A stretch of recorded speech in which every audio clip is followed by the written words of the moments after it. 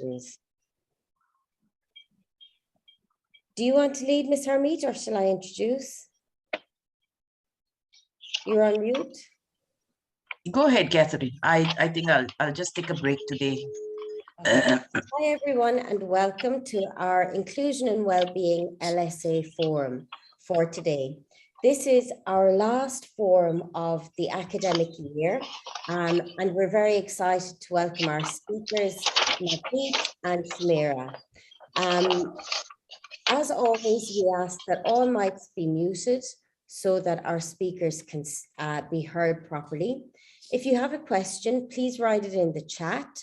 Or if it's an urgent question that's pertaining to some of the presentation, you can always raise your hand and Ms. Harmeet and myself and Bhavna will monitor the chat and the group. We will record all the sessions as always, and all of the recordings are shared on our YouTube channel. I'll share the link in the chat for you as well. All of our historical sessions from both this forum and from our SENDCo forum are all available there. Please listen to the presentation first and add your comments afterwards. Industry experts are welcome, but please do not try to sell us anything because it's a non-profit, no affiliation with anyone. This is simply an open forum for everyone. And remember as well that we have all been teaching in school.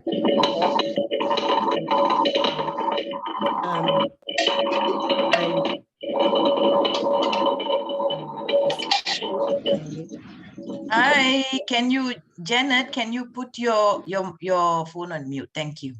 Yes, so we're all in the same boat and we're all learning from each other. So please do feel confident. If you have something that's really working well in your setting, let us know and let's share it. Okay, I'm going to stop sharing and hand over to Navneet. And you can share your screen, Navneet, because you are already a co-host. All right. Good evening, everyone, and welcome to the Inclusion Forum. I would be sharing my presentation with all of you. All right. My name is Navneet, and I'm an LSA of Inclusion. I'm very excited to be a part of this forum today, and I hope it would be a great learning experience for everyone. In this presentation, I'm going to talk about learning strategies that can be implemented and practiced as an LSA. So we all know about diversity, equality, and equation. So teaching in a way that respects, and respects the diversity of students, enable all students to take part equally in the learning sessions and fulfill their potentials. So involvement. When we say involvement, it is very important for student, LSA, and the teacher and the parents to be involved together in a learning process of the student. So LSAs really have to keep them updated with the regular, assessments, the classwork, the homework that we expect the student to achieve. So they need to be very updated about them and break the work accordingly in a chunks that a student can understand them easily and it gets easier for them. We have to respect and consider their perspective as well on that. So whatever we do, it has to be like a value addition to them. We should not be forcing things on them, rather adding up it slowly, introducing them to things slowly, and it should be like a value addition to them. We can have our ideas, like how we want to go about it. It's like maybe say make corrective changes, explore some new ways of introducing things to them, observe how they respond to it. And yes, definitely a regular practice, which is a good thing. And also working together with them.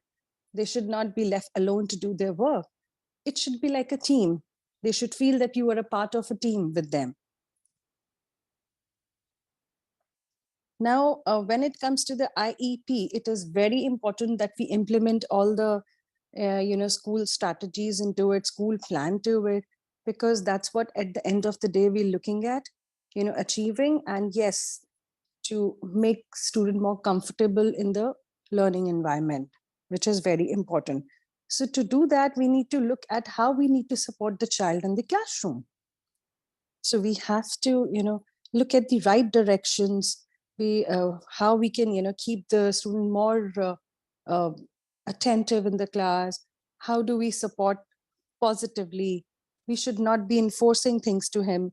We should be giving right directions to the child, and small directions. Not, it shouldn't be like we are giving so many instructions and the child is not able to understand. Give very precise prescription, very precise directions to them, very precise instructions to them. Involve teachers, take parents and teachers' feedback, which is very important. What I generally do, as in, my personal experience, is that I every day I speak to teachers, take their feedback, implement on them, get back to the parents, update them on daily basis, take their feedback in case they have it, or if anybody else who's supporting the child on their learning, speak to them, find out what works best for your child. When you spend more time with them, you really know, because every child is different. Every child has their own special abilities and they have their own style of learning. So you really have to work on that and make sure that the parents are involved in the process. You get their feedback, you update them on everything on daily basis, give them ideas how things can be done better. If anything that needs to be done at home, update them, keep your reports updated each time. Stick to the schedule, never introduce something new to the child. Keep your schedule very simple and always up to date. And your whatever your schedule is, I mean, you need to keep child schedule also on track, which is a very difficult thing with these children. They would usually would not want so many changes in their routine. So you need to introduce things slowly to them, introduce it to them, reduce length of assignments to them, give them shorter breaks in between, and tell them their daily tasks, that this is the task that need to be done. Remind them in their intervals, and gradually make this into their habit, that they know that this is their schedule and this is their weekly schedule. Probably just do it very slowly. It shouldn't be that they start fearing about it. It should be in a very interactive way to them.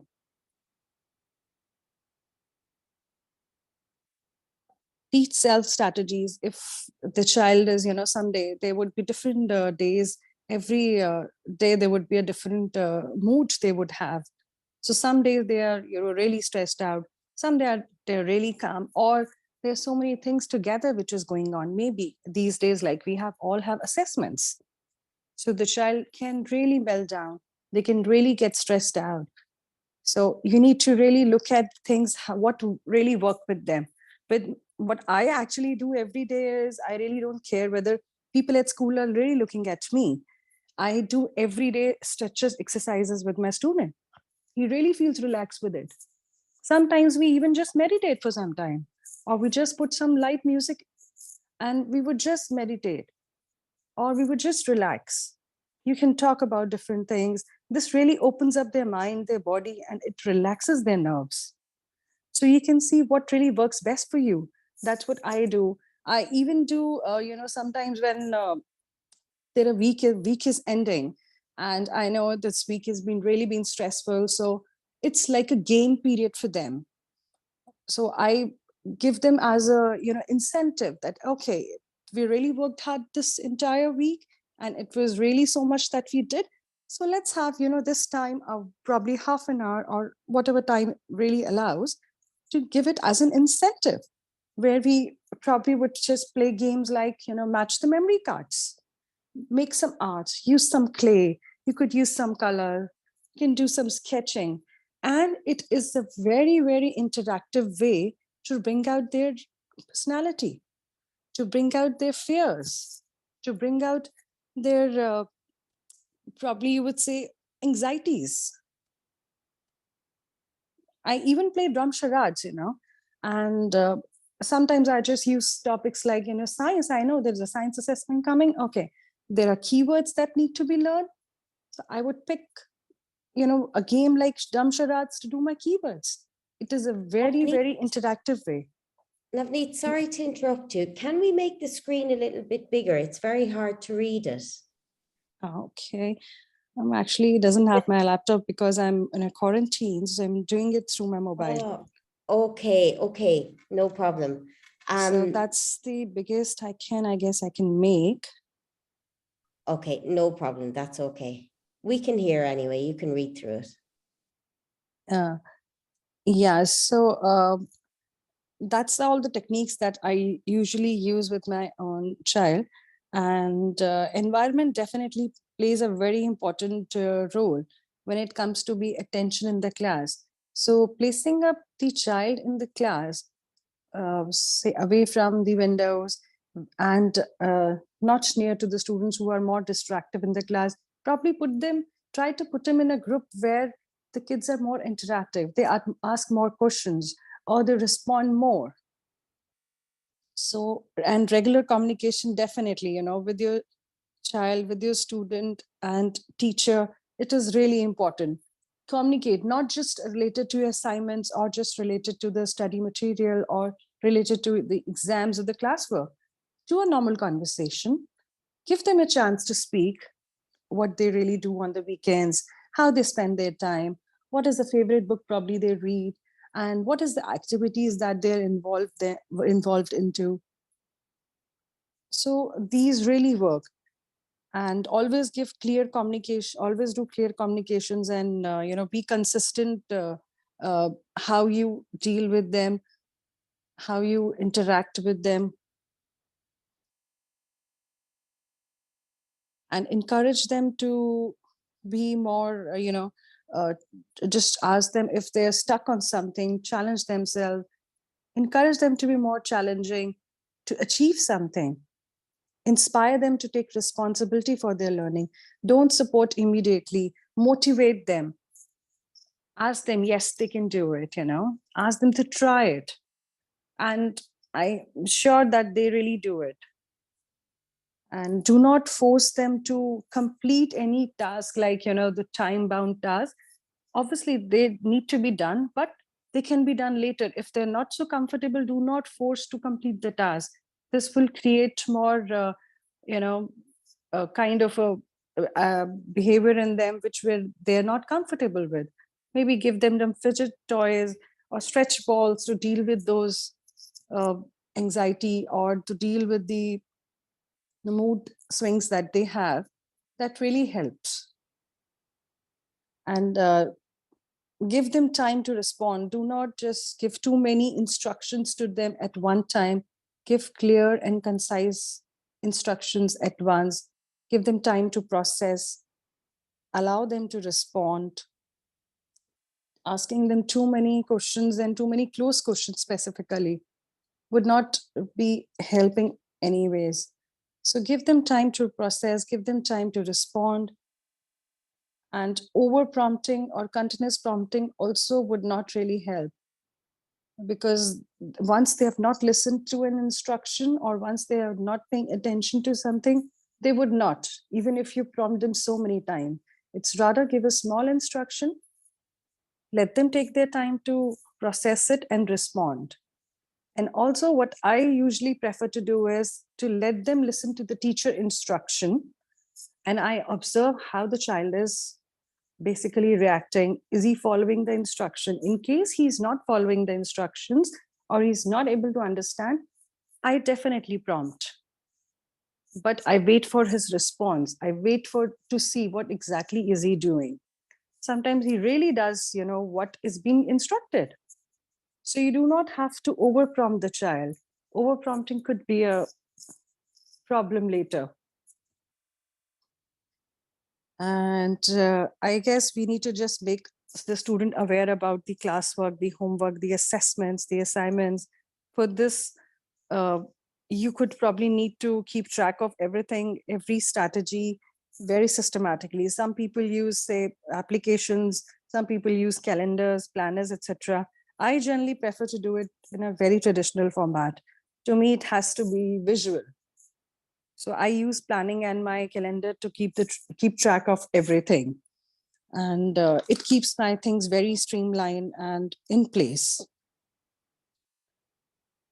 I guess I'm really done on this. And if Sumeera has joined, probably I can pass on the thing to her, the second part of the presentation. Okay, thank you, Navneet. What I just wanted to add on is that now some of these terms, some of you might not be familiar with them. I don't know if you understand some of the terms that Navneet has used, but it would be worth looking up different levels of prompting and looking at alternatives to, like she was talking about, the stretches and the what do you call that, the mind, you know, where she was doing stretching with him and listening to music. These are just alternative ways to get the child to relax, to get your student to relax. So you can also look at other alternatives like the stress ball, the trampoline for the little ones, listening to specific type of music at a certain decibel also helps with that. So these are some of the things that you can look at. All right, I think Sumeera is ready to come on. Sumeera, you're still on mute. Hello, everyone. How are you doing? Yes, I'm just, how can I'm figuring out this, gosh, a share, yep. Yeah, perfect. Okay, so a lot of things Navneet talked about that comes within scaffolding. It was a new term for me when I started reading about this. And then I learned that there are many things under scaffolding that we as LSAs do on a daily basis, and so many things that I have learned from teachers in the classroom. So if you see, if you look at this picture, there's a student and he's given an end goal in this one, yeah, but he does not know how to get to the end goal. But with scaffolding, there are many learning activities that build on each other so that the student can go and get to the goal. And then there's a lot of feedback and assessments to know that the student has achieved the learning outcome. All right, so let's dive into scaffolding. So here is a slide, and I know this picture. I first saw it once in a newspaper, and it's a quite famous one. And it says that, you know, everyone has, you know, different abilities. Everyone is born a genius. But if you, you know, judge a fish by climbing a tree, you know, the fish will feel stupid. The fish will think whole of its life that it's stupid. So everyone has different abilities, and especially when it comes to children with, you know, different learning, who are differently able and have different abilities, you know, you as an LSA or a teacher need to tap on their stronger points so that they can, you know, progress in their learning. Also, we see that students that are special needs, they have different learning difficulties. They also go through many social and emotional and mental, you know, needs. They have many physical or sensory needs as well. And, you know, even their communication and social needs are very different. So if you go through these diagrams, see when, like in inclusion, special needs children are put into classrooms with regular kids. Now, as a teacher, it's a challenge to, you know, teach such a diverse class. But, you know, the students with learning difficulties, they might have social, you know, needs. They can, you know, they might be going through some mental health disorder. They might be going through some eating disorder. There's an attachment attachment disorder, they wouldn't want to come to school and leave their parents. Then there are sensory and physical needs. There is visual impairment, hearing impairment, they might be fidgety, there are so many things. So sometimes a student doesn't come only with learning difficulties. So all these other difficulties are attached with the student. And also then these, difficulties, they change over time as well. So a student might not have one of these elements, but later on they might develop, or they might grow out of it. So it's ever changing. That is why in a classroom, a teacher's aid or a learning support it's very important to cater to these children, as in sometimes I'm a one-on-one LSA, and I know that how important my role is for my child, because the teacher might be focused on teaching, but I can be there to see and to cater to the needs of the child. Okay, so scaffolding. Now, my husband is a structural engineer and he designs structures, and often he visits the sites, and you guys might have seen there's lots of construction going on in Dubai. When you see when a structure is being built, there is a temporary structure first built to help the builders and to help them to build that building from the ground level to the final look. So that's the temporary building is the build is just then taken off. So that temporary structure is called the scaffold. So just like in learning, then what happens is the teacher builds on slowly so that the child, the things that he cannot do independently, the child then slowly, with the help of the teacher, with the help of the, so many tools that the teacher will provide, they can build on, the base, they can build the base, they can build a strong foundation. And as the student learns and understands concept, and then, they are, the teachers, they step back and let the student be independent and, do their, do the task that's at hand. So basically, scaffolding is breaking down information into smaller chunks so that it's biteable. You can have it and you feel that, okay, you're in control, the students is in control, and this teacher can then step back once they see that the student is able to do the task on their own.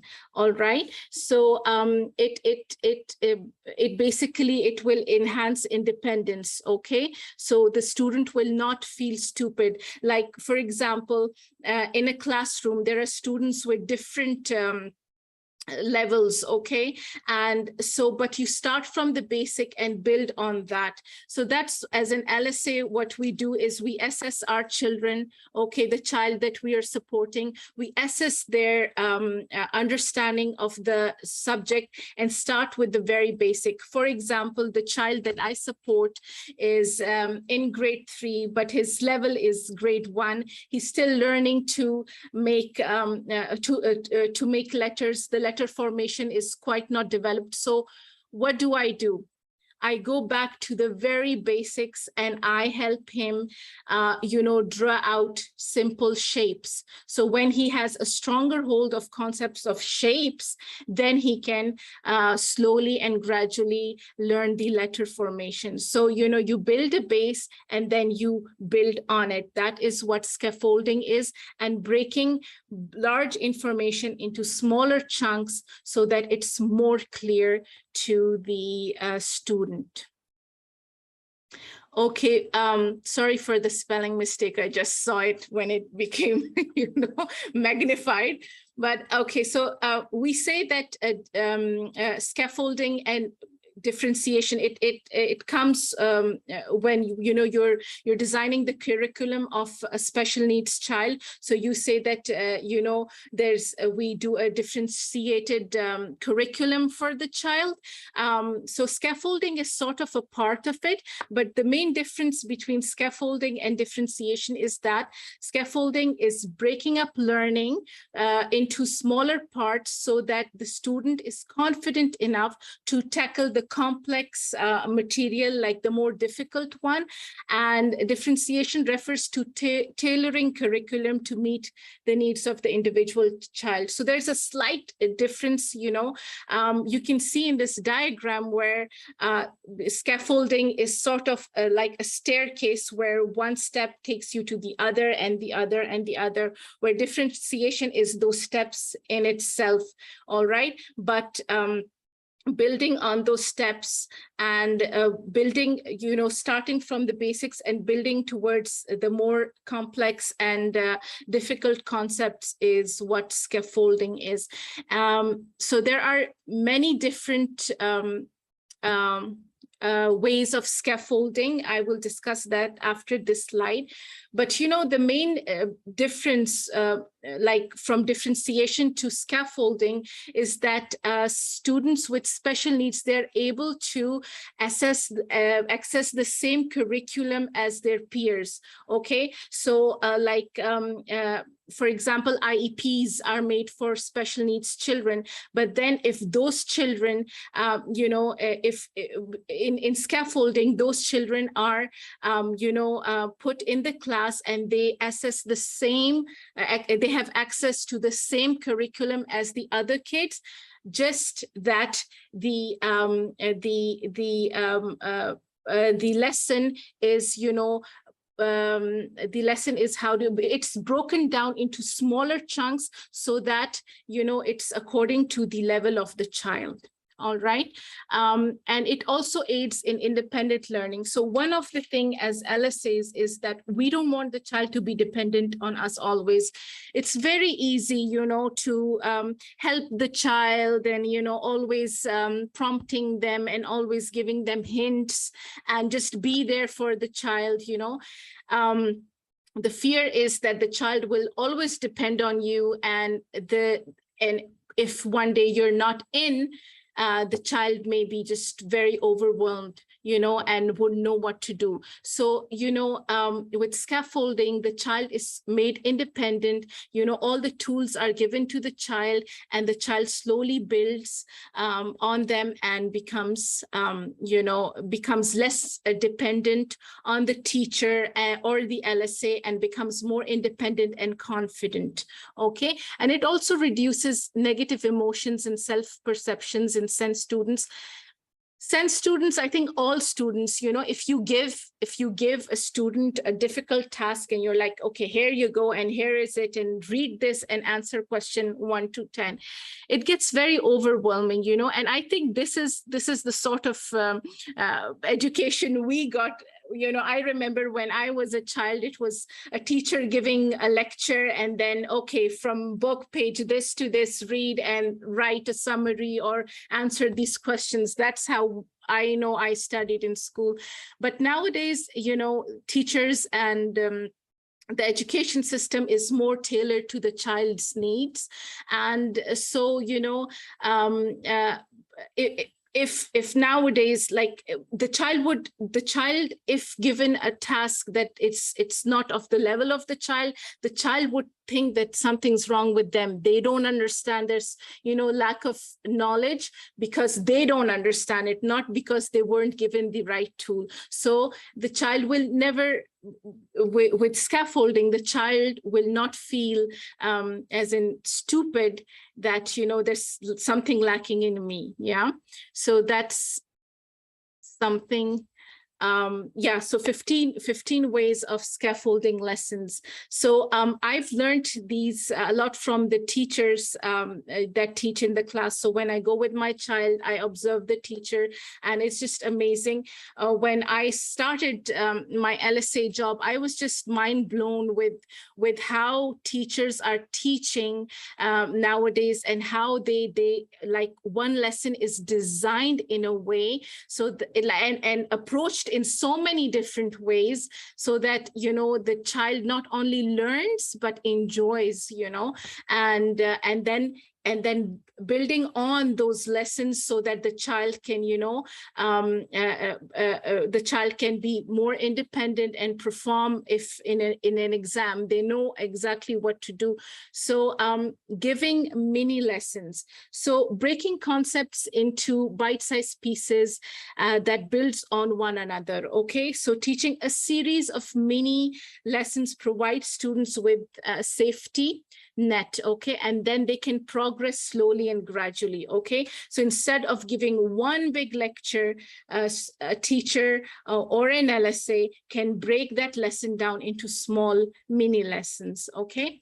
And then model and demonstration. Now this is really important because students, they look up to the teachers, they look up to their LSAs, okay? So demonstrating is one of the way that a student will learn. So if you're doing a math problem, you know, get the children, come to a mat, solve that problem for them, and then ask them to do it, you know, make them see you do it first, and then they can do it. Or if there's a science experiment, do the experiment with the kids yourself, and then give them time to practice to do it, okay?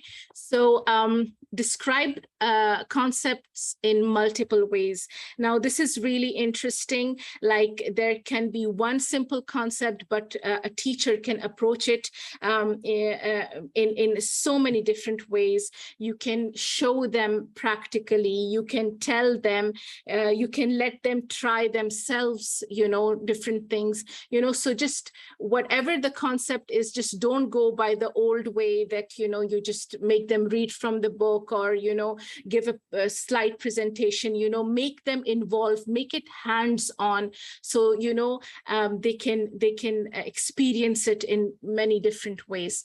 Now, break larger tasks into smaller steps, just like Navneet said, with, I think, special needs children, it's very important to, you know, chunk larger tasks into smaller tasks, because, you know, because it simply might get very overwhelming. All right, so even with students who are severely autistic, giving them one-step instruction, or at the max, if you see they can follow two-step instruction, you can do that, not more than that. Okay, slowing down. Now, this is something that I had to learn with time, because, you know, the school year goes by like this, all right, there are terms, and the teachers, they are just concentrating on teaching, and they go by quite fast, because they feel, the teachers fear that they will not be able to finish a specific topic in the time frame that they're given. But, you know, as LSAs, we know that kids, they process things in their own time, all right? And we cannot rush them. So where teachers, they are just, you know, they have a quick pace of teaching, LSAs can really slow down and, you know, make a lesson available for the child, and make them access the lesson in different ways, and give them different tools to, you know, internalize the lesson, so that they can process the lesson and feel more confident. Okay, so no rushing, kids. Yeah. And then scaffold learning by visual aids. Now, visual aids is something that even works for me as an adult right now, you know. So when I have a diet regime, or I need to inculcate a habit, I put a habit tracker on the wall, and I just look at it every day, and I you know, tick out the days that I've done the habit and cross out the days that I haven't done. So it's like visually right in front of me, keeps me on track, you know. So just like for if it's, helpful for me, for kids, it would be the same. I'll give you a little example of what I did for my child that I support. He's severely autistic. So he has a lunchbox that needs to be put in the lunch bag. So he always put the lunchbox vertically, and it doesn't fit in the lunch bag. And it's so sad to see that he gets frustrated and he struggles, and then he asks and cries for help. And I've been trying to teach him this by modeling, doing it myself. And I taught him a few times, but he doesn't get it. So today what I did, I was like, okay, I have to think smart. So on his lunchbox, I put an arrow, the side which like the lunchbox, how it will go in the lunch bag. So I put an arrow right there. So then he could do it very easily. He knew exactly what and to put first in the lunch bag. So, visual aids, they really help children navigate through already to navigate through a class which is already very overwhelming. So you see, when a child with special needs come to school, too many kids are overwhelming. The class, the class is very happening. It can overwhelm them. Too much going on, so visual aids are there to help, okay? Now, activate prior knowledge. Now, this is what, you can talk to your kids about. If you're teaching a lesson, ask them for their experiences of the topic, okay? And ask them, or give your experiences of the topic, So activate their knowledge, whatever they know from before about that topic. So talk about them, make discussions a part of the learning process. Even if they've been on a field trip, okay? So whenever I've seen in schools that whatever they teach, they attach a field trip to it, and the kids go and then they learn hands-on, they see things. Let me just have a sip. Talk a lot. So they see things and everything. So, talk about those field trips during the lesson, so the children can, use their previous knowledge to what they're going to learn next. Okay, give students time to talk. Sometimes it can be a disaster in the class, but you have to train kids. So, giving students time to talk, putting them into groups and partnering them with one another is a great way where students, they can not only talk about what has been taught in the class in their own words, but they can also learn something from their peers, something new, something insightful, okay? So give students time to group together or partner together and talk about the lesson taught. Okay, so front load concept specific vocabulary. This is basically, for example, in reading. Now you're reading a text and there are many words that you wouldn't know.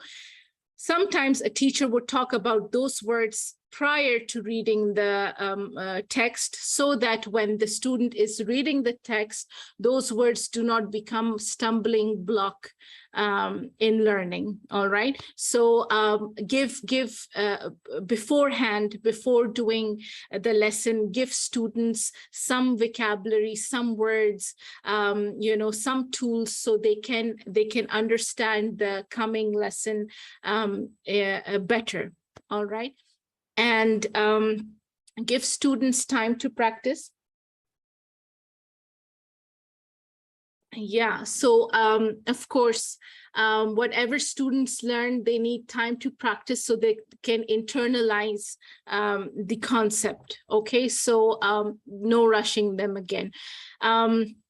Check students' understanding during lessons. So sometimes, when you're teaching your child, make sure that the child is with you. So a simple thumbs up or a sticky note on their desk that, are you following? Are you with me? Just to check in if the student is following you. That's a great way to scaffold. Using graphic organizers. So these, like, you can just Google it and you can get plenty of organizers. They can be sequencing charts. They can be a storyboard. So a lot of things that a child may feel lost, but with a graphic organizer, they can, organize the concepts and stay on track. All right. So that's one of the tool. Try sentence starters, like in essays. Sometimes the child needs time to organize their thought. So you can, give them the first part of the statement. Okay, this, and go on. So, they can fill in the blanks. So, sort of give them little hints here and there so they can build on that rather than, just leaving the child on their own and, so they start guessing the task, so giving them a sentence starter. And then coaching children to help one another is one thing. For example, there's a lesson in the class and you guys are reading through a text. And when the questions come, ask the stronger students in the class to answer, and then ask the other students to, simply repeat what the others, the students said, So that repetition also is, it helps the child to absorb knowledge, and then set them up for success. All right. You need to describe the assignment, show what is needed of them, because once you give clear instructions and once the child knows exactly what is expected of them, they will do the task properly. Okay, so you all, as an LSA or as a teacher, what you have to do is you have to set them up for success, not that they're overwhelmed and they give up. You see, so setting them up for success and giving them all the tools that they would need to be able to master the concept. All right, so remember, everyone is aiming for excellence, but it is your job to make sure they can get there. All right. So this was a little mini presentation on scaffolding. I have many articles that I've read through, and it's on Google, so please research scaffolding so you have a deeper understanding of scaffolding, and then you can apply that when you are teaching your child. All right, thank you so much. Thank you so much, Sumeera. That was really insightful. Thank you. Does anybody have any questions? I've put our media links in the chat so you can find all of our previous recordings and links to our different profiles there. But if anyone has any questions, please pop it into the chat.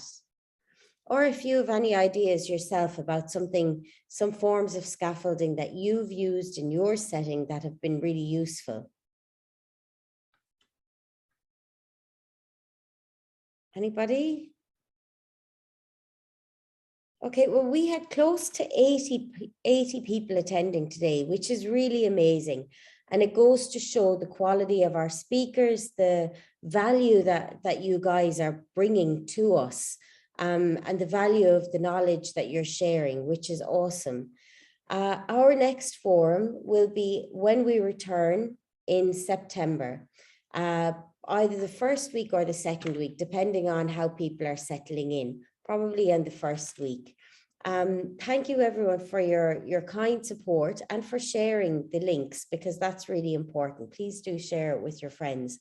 I've put our newsletter in there as well in the chat. So if you want to check out our newsletter, and if you want to sign up for our newsletter, pop me and Miss Harmeet an email on forum@inclusion.com. I'm putting that into the chat too.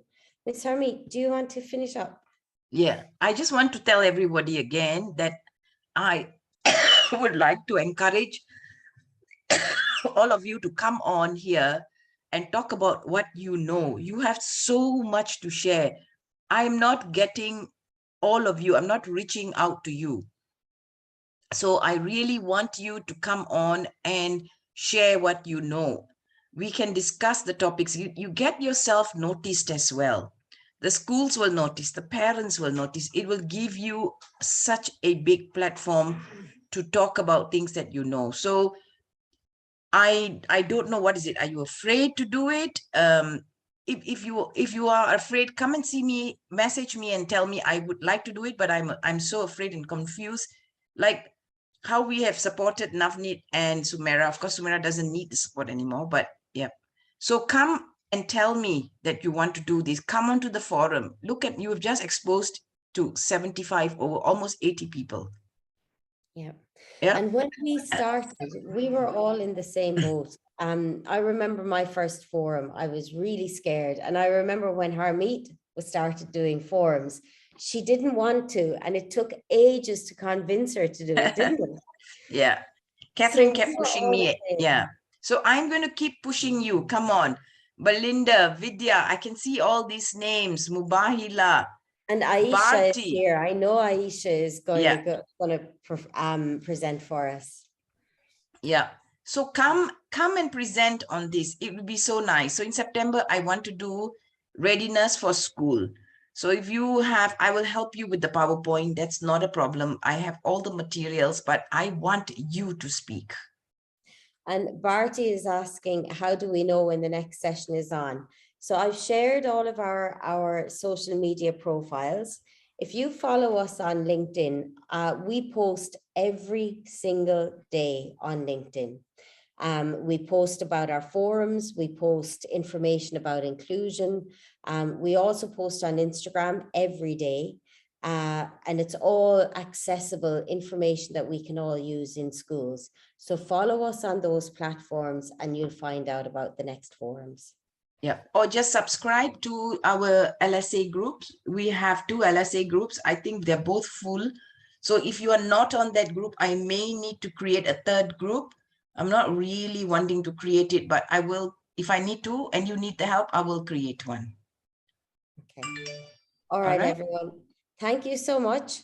We will edit the recording and put it on the YouTube channel in the next couple of days.